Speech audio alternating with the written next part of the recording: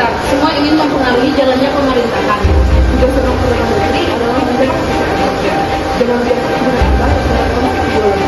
Fokus pada administrasi dan keamanan publik. Kami juga sedang menangani masalah inflasi. Syafruddin sedang menyiapkan langkah stabilisasi jangka pendek.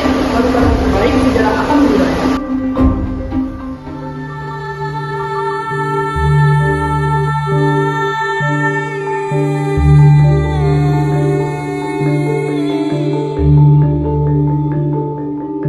Pak Perdana Menteri, laporan dari Jawa Barat, beberapa pejabat mengabaikan instruksi untuk menertibkan aparat desa. Itu tidak bisa dibiarkan. Pemilu harus bersih. Kita perlu kirim tim pengawas dari pusat. Saya khawatir ini bukan isu administrasi saja, tetapi politik. Banyak tokoh di daerah merasa pemilu akan merubah peta kekuasaan mereka. Apapun itu, negara harus lebih kuat daripada kepentingan kelompok. Kita harus tunjukkan bahwa kabinet ini berdiri untuk hukum, bukan partai.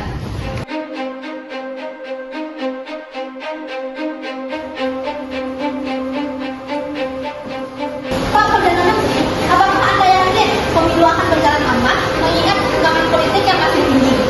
Pemerintah telah menyiapkan langkah keamanan, memperkuat koordinasi dengan Angkatan Darat, dan memastikan seluruh aparat netral. Pemilu ini milik rakyat, bukan milik partai. Ada tuduhan bahwa kabinet Bapak berpihak pada kelompok tertentu. Kabinet ini bertugas menjaga, bukan mengarah hasil pemilu. Sejarah akan membuktikan independensi kami.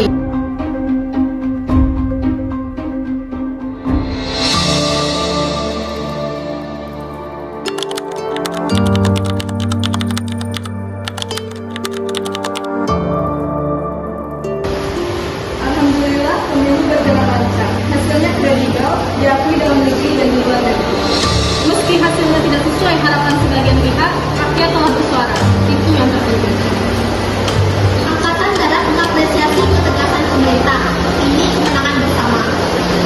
Saya ucapkan terima kasih atas kerja keras saudara-saudara. Tugas kabinet sementara ini hampir selesai. Kita telah membuktikan bahwa Indonesia mampu menyelenggarakan pemilu demokratis pertama dengan tertib.